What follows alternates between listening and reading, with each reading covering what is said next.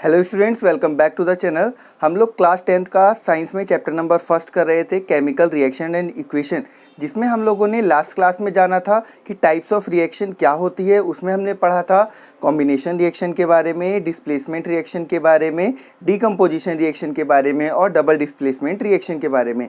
आज की क्लास में हमें जानना है कि रेडॉक्स रिएक्शन क्या होता है, रेंसिडिटी क्या होती है और कोरोजन क्या होता है। इन तीन टॉपिक्स को आज की क्लास में हम लोग क्लियर करने वाले हैं। तो चलो शुरू करते हैं। हम लोग स्टार्ट करते हैं रेडॉक्स रिएक्शन में। रेडॉक्स रिएक्शन को बताने से पहले मैं आपको दो चीज़ें और बता देता हूँ। देखिए, यहाँ से हमें ये पता चलता है रेडॉक्स में RE जो है वो हमारा रिडक्शन को बताता है, यानी कि रिडक्शन हो रहा है, और ऑक्स का मतलब है कि यहाँ पर ऑक्सीडेशन हो रहा है। ऑक्सीडेशन मीन्स ऐसी रिएक्शन, कोई भी ऐसी रिएक्शन जिसके अंदर रिडक्शन और ऑक्सीडेशन दोनों होता हो, उसे हम लोग क्या कहते हैं? रेडॉक्स रिएक्शन कहते हैं। देखिए यहाँ पर जैसे हमारे पास हाइड्रोजन है, ऑक्सीजन के साथ हमने इसे कंबाइन कराया, कंबाइन करने के बाद हमें यहाँ पे क्या मिल गया? H2O मिल गया। तो अगर आप लोग यहाँ पे देखेंगे हाइड्रोजन है, अगर मैं पर्टिकुलर हाइड्रोजन के बारे में पूछूं तो हाइड्रोजन के अंदर ऑक्सीजन कंबाइन हुआ है इस स्टेज में जाके, यानी कि जब ये रिएक्टेंट से प्रोडक्ट बना तो इसके अंदर ऑक्सीजन का ऐड हुआ, तो ऑक्सीजन का ऐड होना ही हमारा क्या कहलाता है? ऑक्सीडेशन कहलाता है। ठीक है। अगर इसी रिएक्शन को अभी मैं अगर रिवर्स कर दूँ, ठीक है, रिवर्स कैसे करूँगा? H2O मैंने यहाँ पे लिखा, इलेक्ट्रोलाइसिस कर देता हूँ मैं इसका, ये मेरा H2 और O2 में ब्रेक डाउन हो जाएगा। उस केस में क्या होगा? यहाँ पे आप देखोगे कि वाटर को जो हमने ब्रेक डाउन किया, तो ब्रेक डाउन करने के बाद हमें यहाँ पे हाइड्रोजन मिल जाता है, यानी कि इसके अंदर जो ऑक्सीजन था वो रिमूव हो गया। तो यहाँ पे क्या हुआ? रिडक्शन हुआ। क्या हुआ? रिडक्शन हुआ। और अगर मैं सिंपल लैंग्वेज में बोलूँ तो आप लोग इस तरीके से एक चार्ट बना के लिख लेंगे। यहाँ पे देखिए, ऑक्सीडेशन के लिए क्या होगा?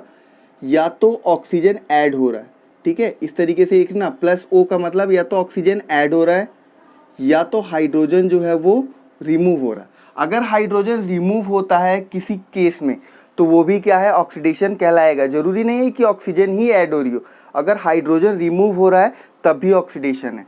और यहीं पे अगर हम रिडक्शन की बात करें तो यहाँ पे ऑक्सीजन जो है वो रिमूव होगा और हाइड्रोजन जो है वो आके ऐड हो जाएगा, तो हम लोग उसे क्या कहेंगे? रिडक्शन बोलेंगे। खाली ऑक्सीजन का हटना ही नहीं बल्कि हाइड्रोजन का ऐड होना भी क्या कहलाता है? रिडक्शन कहलाता है। आई होप आप लोग को यहाँ तक समझ में आया हो। एक रिएक्शन और हम लोग देख लेते हैं। यहाँ पे हमारे पास कॉपर ऑक्साइड है, हम लोग हाइड्रोजन से रिएक्ट करेंगे इसे, हाइड्रोजन से रिएक्ट करने के बाद क्या बना देगा? ये कॉपर जो है वो सेपरेट हो जाएगा। यहाँ पे आगे चल के जब हम लोग आगे देखेंगे रिएक्शन में, कॉपर अलग हो जाएगा और ये H2 जो है इसके साथ कंबाइन होकर वाटर फॉर्म कर देगा। तो आप देखोगे कि एक ही रिएक्शन में आपको दोनों चीज़ें देखने को मिल रही है। ठीक है, यहाँ पे कॉपर ऑक्साइड का क्या हो रहा है? रिडक्शन हो रहा है, और यहाँ पे हाइड्रोजन का क्या हो रहा है? ऑक्सीडेशन हो रहा है। तो यहाँ पे हम लोग कह सकते हैं कि ये एक टाइप है रिएक्शन का जिसमें ऑक्सीडेशन और रिडक्शन दोनों होती है, यानी कि ये एक रेडॉक्स रिएक्शन का टाइप है। तो आप लोग इस एग्जाम्पल को याद रख लेना, और साथ में जो मैंने ये टेबल लिखवाई है इस टेबल को आप लोग अच्छी तरीके से याद रखना, आप लोग कभी कंफ्यूज नहीं होने वाले। ठीक है, चलिए इतना नोट कर लिया हो आप लोगों ने, तो हम आगे चलते हैं, आगे बढ़ते हैं। हम लोग देखते हैं कोरोजन के बारे में। अगर आप लोग चैनल पे नए हो तो चैनल को सब्सक्राइब कर दो, और पिछली वीडियोस नहीं देखी है तो प्लेलिस्ट पे आप लोग जाके पिछली वीडियोस देख सकते हो। ठीक है, चलिए अब हमारा टॉपिक है कोरोजन। कोरोजन को हिंदी में हम लोग बोलते हैं संक्षारण। कोरोजन के केस में होता क्या कि किसी भी मेटल के ऊपर एक लेयर बन जाती है। क्या बन जाती है? एक लेयर फॉर्म हो जाती है। वो लेयर हो सकता है डिफरेंट कलर्स की हो। जैसे अगर मैं सिल्वर की बात करता हूँ तो सिल्वर के ऊपर ब्लैक कलर की लेयर चढ़ जाती है। जब वो ऑक्सीजन से कांटेक्ट करता है, यानी देखा होगा आप लोगों ने, जो फीमेल्स जब पायल पहनती है तो उसको अगर ज़्यादा दिनों तक पहनी रहती हैं तो उसके ऊपर एक ब्लैक कलर की लेयर चढ़ जाती है, जिसे हम लोग क्या कहते हैं? सिल्वर का ऑक्साइड फॉर्म हो जाता है, जो किस कलर का होता है? ब्लैक कलर का होता है।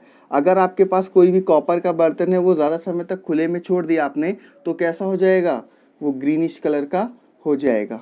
ठीक, और यहीं पे अगर आप लोग कोई भी आयरन का आर्टिकल छोड़ देते हो बाहर तो कैसा हो जाएगा, वो रेडिश ब्राउन कलर का हो जाएगा। ये जो कलर है वो भी आपको याद रखने, क्योंकि एग्जाम में जो है एक एक नंबर में कलर्स के बारे में भी पूछ लेता है कि अगर कभी सिल्वर का ऑक्साइड बनाता है तो उसका कलर क्या होगा, कॉपर का ऑक्साइड बनाएगा तो उसका कलर क्या होगा, आयरन का ऑक्साइड उसका कलर क्या होगा। ये सब बातें तो आपको पता भी होंगी कि आयरन के ऑक्साइड का कलर क्या होता है, लेकिन इन दोनों का आप लोग याद रखेंगे। ठीक है, कोरोजन का मतलब जनरली क्या हुआ कि जब भी हमारा कोई मेटल का आर्टिकल ऑक्सीजन के कांटेक्ट में आता है तो रिएक्ट करके ऑक्साइड की फॉर्मेशन कर देता है, तो उसी को हम लोग क्या बोलते हैं, कोरोजन कहते हैं। अब एग्जाम में जो है क्वेश्चन पूछता है इसी से रिलेटेड बहुत सारे। अब ये क्वेश्चन किस तरीके के होते हैं, पहला क्वेश्चन आप लोगों का होता है कि कोरोजन से होने वाले नुकसान क्या होता है। तो कोरोजन से होने वाले नुकसान ये है कि जो घरों में गेट लगे होते हैं वो मेल्ट होने लग जाते हैं, एक तरीके से ख़राब होने लग जाते हैं। दूसरा केस क्या है कि जो ब्रिज हैं यानी कि जो लोहे के पुल हैं उन पे भी काफ़ी ज़्यादा नुकसान होता है, क्योंकि वो तो बाहर ही रहते हैं और उसी की वजह से उनके ऊपर भी नुकसान होता है, जिसकी वजह से हमें काफ़ी ज़्यादा मनी लॉस भी होता है। तो ये दो तो नुकसान हो गए जिसके बारे में आप लोग लिख सकते हो। अब सबसे ज़्यादा इम्पॉर्टेंट बात आती है कि इससे बचा कैसे जा सकता है। तो इससे बचने के क्या प्रिवेंशन क्या है, प्रिवेंशन आप लोग कॉपी में लिखेंगे, डेफिनेशन भी आप लोग कॉपी में अपने आप लिख लेना, लिख लोगे आप लोग, समझना जरूरी है यहाँ पे इसलिए मैं समझा रहा हूँ। प्रिवेंशन में क्या होता है, फर्स्ट स्टेप क्या है कि हम लोग ऑयलिंग कर दे। आपने देखा होगा किसी भी चीज़ के ऊपर जंग वंग लगने लग जाती है तो हम लोग क्या कर देते हैं, इसके ऊपर ऑयलिंग कर देते हैं, या फिर कि हम लोग उसके ऊपर ग्रीसिंग भी कर सकते हैं। थर्ड पॉइंट है हम लोग उसे पेंट कर दें। देखा होगा आप लोगों ने दरवाजे के ऊपर हमेशा इसीलिए पहले प्राइमर लगाया जाता है, तो उसके बाद पेंट लगा दिया जाता है। पेंट और प्राइमर या फिर कि ऑयल ग्रीस ये सब काम क्या करते हैं, जैसे मान लो कि ये मेटल है, इस मेटल के ऊपर जब हमने एक लेयर लगा दी तो जब भी ऑक्सीजन आएगी तो उसी के कांटेक्ट में आएगी, मीन्स मेटल के कांटेक्ट में नहीं आ पाएगी। तो ये एक तरीके से लेयर बनाते हैं और उसको बचाने का काम करते हैं। और फोर्थ है आपका गैल्वेनाइजेशन। गैल्वेनाइजेशन एक प्रोसेस होती है, ध्यान से समझना। गैल्वेनाइजेशन एक प्रोसेस होती है जिसमें क्या करते हैं हम लोग मेटल के ऊपर जिंक की कोटिंग करते हैं। आप लोगों ने देखा होगा साइकिल के हैंडल्स वगैरह जो कि सिल्वर कलर के चमकते रहते हैं, उनके ऊपर जिंक की कोटिंग करी होती है। जिंक की कोटिंग क्यों करी होती है, एग्जाम में ये भी पूछ लेता है।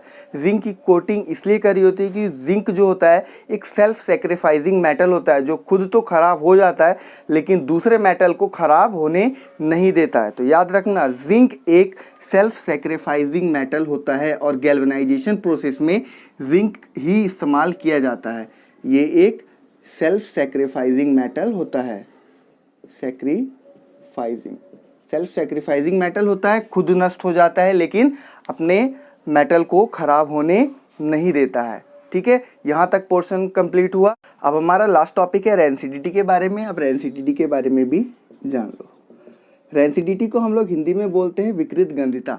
अगर आप लोगों को ध्यान हो कि आप लोग अब कभी भी अगर चिप्स खरीद के लाते हैं, बिस्किट खरीद के लाते हैं, नमकीन खरीद के लाते हैं और आप उसका पैकेट जो है 2-4 बिस्किट खाने के बाद आप उसको खुला छोड़ देते हैं। अब खुला छोड़ देने के बाद जब आप उसे शाम को या अगले दिन फिर खाते हैं तब वो खाने लायक नहीं रहता। ऐसा आखिर क्यों होता है? ऐसा इसलिए होता है, देखो पहले डेफिनेशन से समझा देता हूँ। When an oily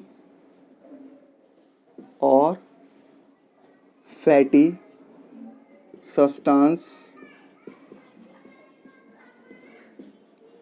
comes into contact with oxygen,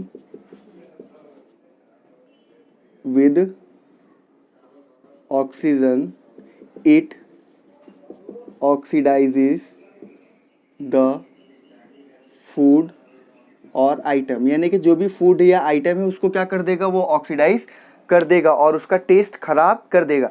अब हमने एक चिप्स का पैकेट लिया, उसमें से हमने 2 चिप्स खाए, हमने बाद में उस पैकेट को खुला छोड़ दिया, तो क्या होगा, जो एटमॉस्फेयर में ऑक्सीजन है वो उस चिप्स से रिएक्ट कर जाएगी, क्योंकि उस चिप्स में क्या था, ऑयली और फैटी एसिड था, मीन्स तेल तो होगा ही होगा। ठीक है, क्योंकि तेल में छनेगा, तेल तो उसके अंदर होगा या फैटी एसिड तो होगा, उससे रिएक्ट कर जाएगा। रिएक्ट करने के बाद वो खाने लायक नहीं होता और उसके अंदर से बदबू भी हल्की फुल्की आने लग जाती है। तो उसी प्रोसेस को हम लोग क्या कहते हैं, रेनसिडिटी कहते हैं। वो ऑक्सीजन से रिएक्ट कर जाते हैं और खाने लायक नहीं बचते। और इसी चीज़ को हमें बचाने के लिए हमें क्या करना पड़ता है, हमें उसके अंदर एक गैस फिल करनी पड़ती है, जिस गैस को हम लोग कहते हैं नाइट्रोजन। अब बात आती है कि नाइट्रोजन गैस ही क्यों फिल करी जाती है। एग्जाम में जरूर पूछता है कि चिप्स के पैकेट में कौन सी गैस भरी जाती है, तो याद रखना नाइट्रोजन। और नाइट्रोजन ही क्यों भरी जाती है, क्योंकि नाइट्रोजन जो होती है वो इनर्ट गैस होती है, यानी कि नॉन रिएक्टिव गैस होती है और ये रिएक्ट नहीं करती। आपने देखा होगा हमारे एटमॉस्फेयर में कितने परसेंट है नाइट्रोजन, 78% है, यानी कि नॉन रिएक्टिव गैस है। इसीलिए हम लोग क्या करते हैं, चिप्स के पैकेट में जो है नाइट्रोजन गैस फिल कर देते हैं। इसी के साथ आप लोगों का ये जो फर्स्ट चैप्टर है साइंस का क्लास 10th का वो फिनिश हो चुका है। और अगर आप लोगों को कोई भी प्रॉब्लम है तो आप लोग कमेंट सेक्शन में पूछ सकते हैं। बाकी अगर वीडियो अच्छी लगी तो लाइक भी कर देना। Thank you for watching the video.